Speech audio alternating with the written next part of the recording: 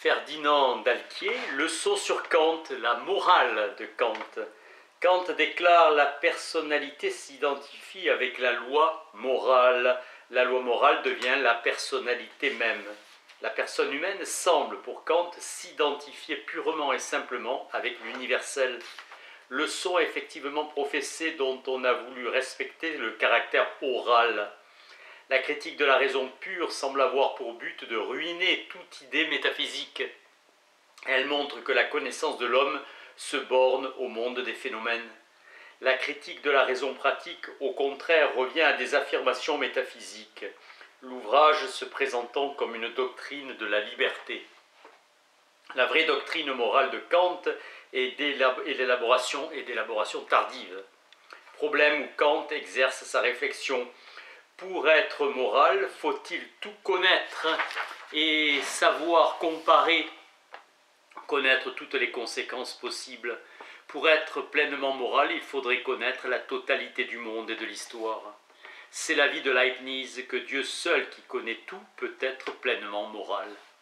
Pour les hommes, leur moralité dépendra du degré de leur connaissance. La connaissance de l'homme étant radicalement limitée, c'est dans la seule bonne volonté, la rectitude du vouloir que constituera la vertu. La moralité consiste dans la rectitude de la volonté. Philippe Jacob Spener, promoteur du piétisme, insiste en déclarant que l'action morale doit être préférée aux discussions théoriques. Le piétisme attribue à la seule grâce l'action directe de Dieu, ce qui nous permet de vaincre notre nature. Il y a en nous un suprasensible qui n'est pas supranaturel, et c'est notre raison elle-même. Le mal, selon Kant, n'est pas un moindre bien, c'est une résistance effective au bien qui vient du vouloir.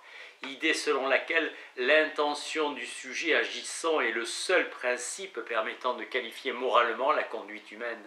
L'intuition morale nous montre que le mal a un être et que cet être est lié à la liberté de l'homme. Pressentiment d'une raison pratique, une raison qui n'est pas la raison théorique, la raison qui connaît, et que cette raison pratique, cette raison morale, ne peut se réduire à la raison connaissante. La raison ne fournit que la forme de la moralité, le sentiment seul en fournit la matière. Kant estime que la vie morale a une forme qui est la raison et que sa matière c'est le sentiment. La vie morale consiste dans l'harmonie entre nos tendances égoïstes et nos tendances altruistes. Le sens moral peut être universel et qu'il se trouve chez tous les hommes. Pur élan du cœur, notre conscience a une véritable autonomie car elle contient en elle-même ses propres lois. Kant emprunte à Rousseau l'idée selon laquelle il y a au fond de l'homme une bonté naturelle qu'il faut remettre au jour afin de restaurer l'humanité. Idée que la moralité ne dépend pas de la connaissance et séparation de la conception de Leibniz. Il y a une évidence dans l'ordre des grandeurs qui est l'évidence morale. Malebranche pense que tout homme sincère qui réfléchit voit qu'il y a plus d'être dans une mouche que dans une pierre, fût-elle précieuse, un cocher et un cheval. La faculté de discerner le bien et le mal n'est pas un savoir théorique. Rousseau dit instinct divin qui fait toute la dignité de l'homme et lui dicte son devoir. Kant définit la vertu par la génération des principes qui sont universels. Le pur sentiment moral est seul capable d'universalité en sa formule et en son application. Kant voit dans le sentiment moral celui par lequel la volonté particulière découvre qu'elle est subordonnée à la volonté universelle. Kant voit dans le sentiment moral une sorte d'expérience métaphysique, sentiment universel, source d'obligation absolue, source de connaissance, de révélation, apparition dans notre vie du pur pouvoir de notre raison. Il y a dans la science et dans la morale des faits de raison, des jugements synthétiques a priori.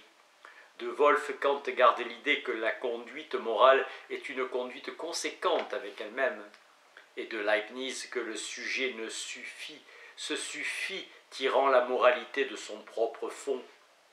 Kant rattachera l'amour de soi à une sensibilité essentiellement égoïste et distinguera un sujet moral autonome et libre et une individualité empirique intéressée. L'existence de la morale est celle du jugement moral et non d'une conduite conforme à la moralité.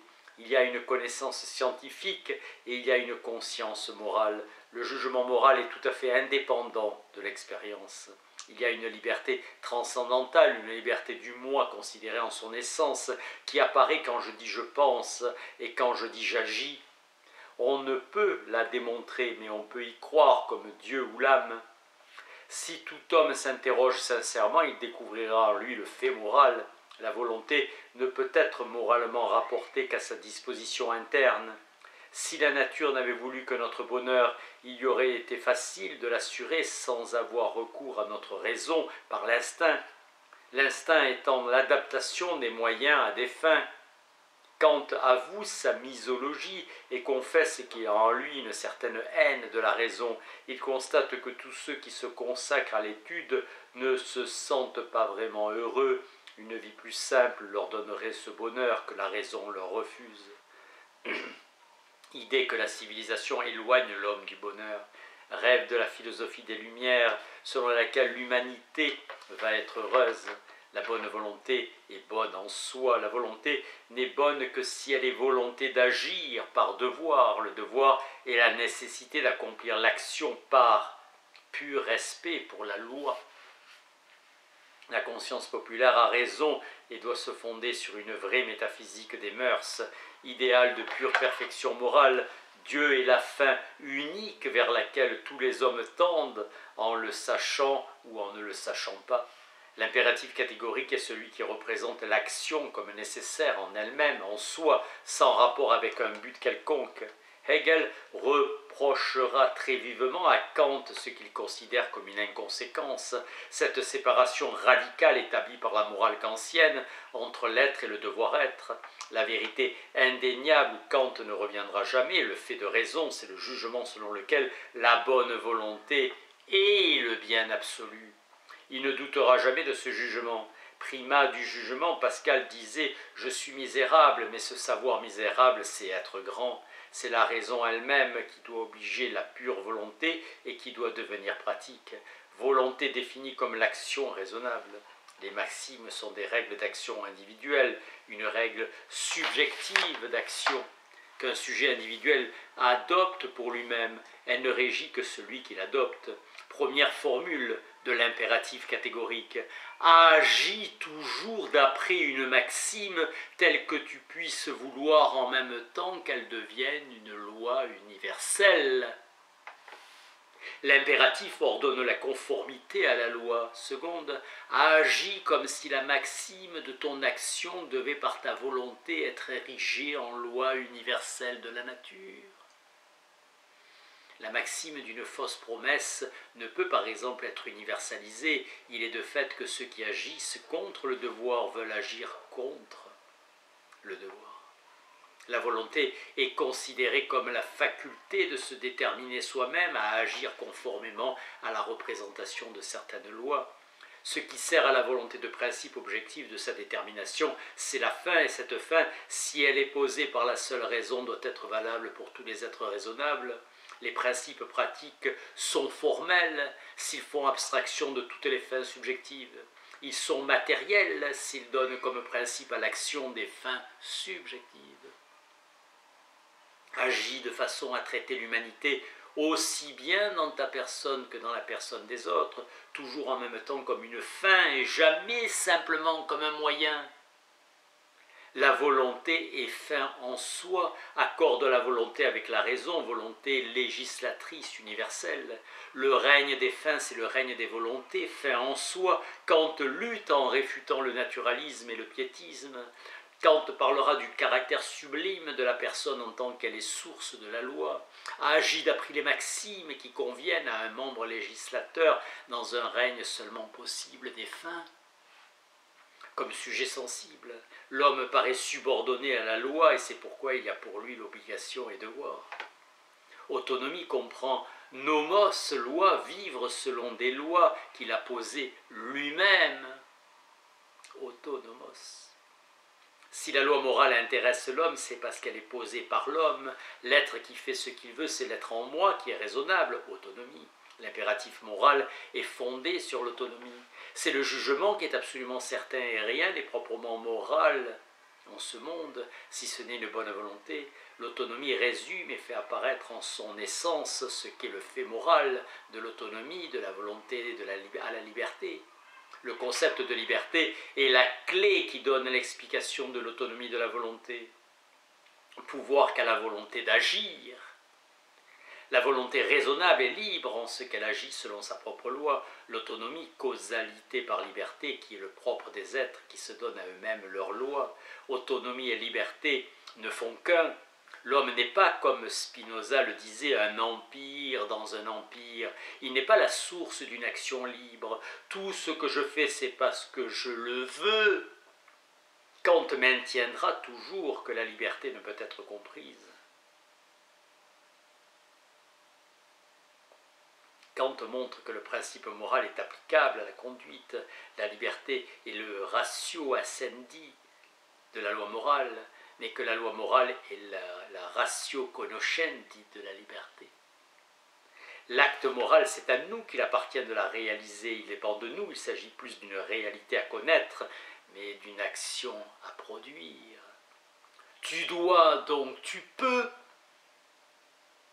La loi morale comme fait de la raison, la morale n'a pas à faire appel à l'expérience, la loi est réellement en nous.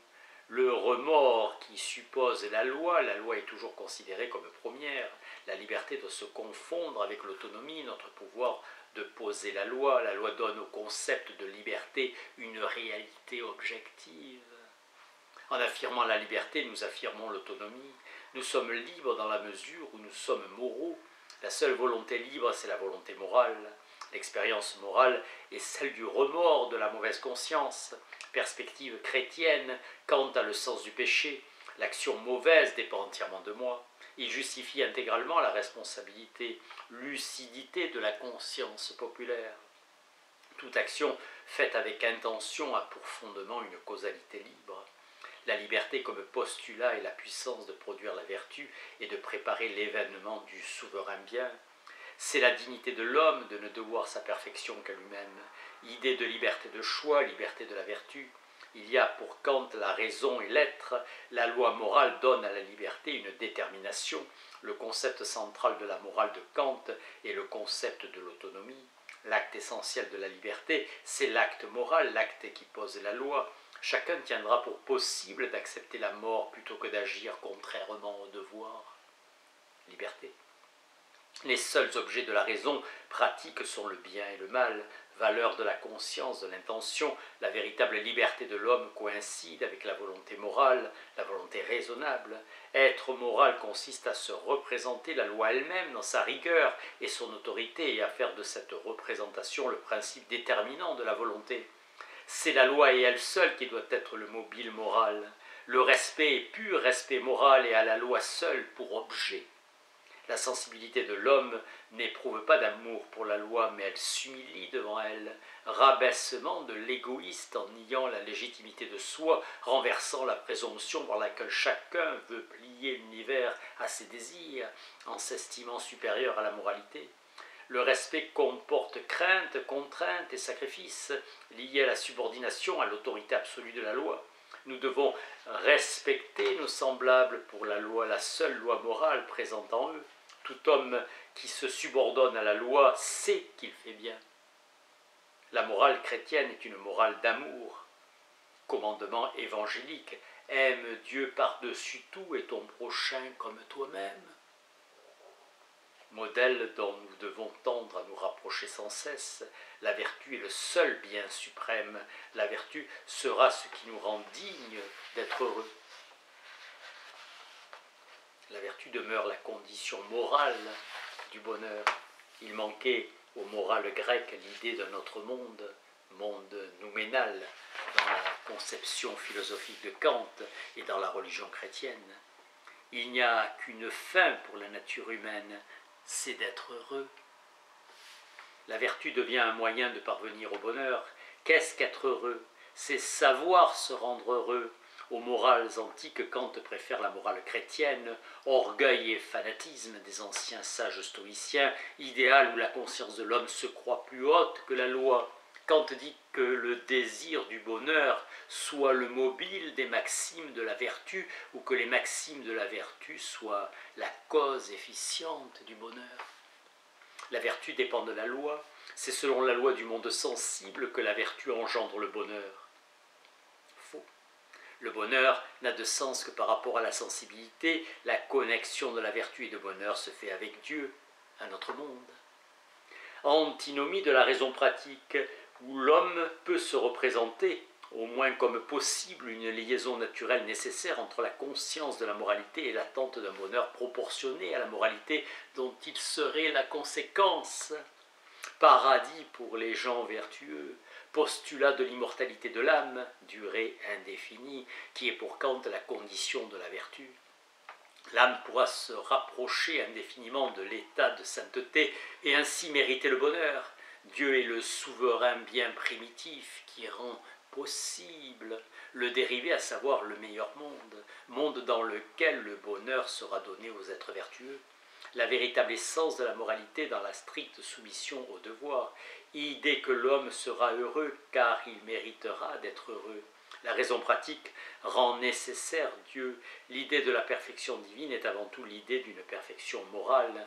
Il est donc moralement nécessaire d'admettre l'existence de Dieu. Cette nécessité morale est subjective, elle est un besoin. Notre devoir est de travailler au souverain bien, et le devoir conduit à Dieu. La morale conduit à la religion. Kant critique l'insuffisance des écoles grecques. Seul le christianisme propose un concept du souverain bien qui satisfasse aux exigences les plus rigoureuses de la raison pratique. La morale se fondant sur la religion proprement dite, sur la croyance en Dieu. Pour Hegel, la religion vraie est révélée. Pour Kant, la morale est notre seule certitude. Le christianisme, religion qui donne toute sa place à la pureté de l'intention, la morale nous enseigne seulement comment nous devons nous rendre dignes du bonheur, supprimer le savoir pour laisser place à la croyance. Kant réfute le savoir Dieu, il condamne et déclare impossible l'épreuve de l'existence de Dieu. Il est convaincu que la vraie grandeur de l'homme, c'est la seule moralité. Kant refuse le savoir absolu qui sera pour Hegel fondamental. Kant veut sauver l'homme comme être moral.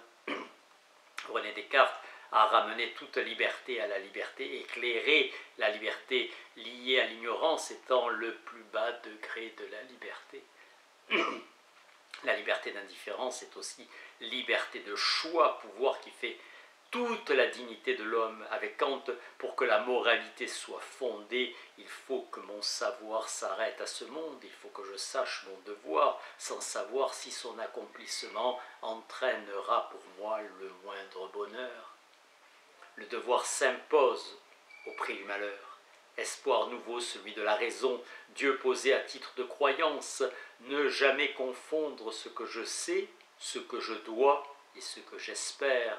Trois réponses résolument distinctes.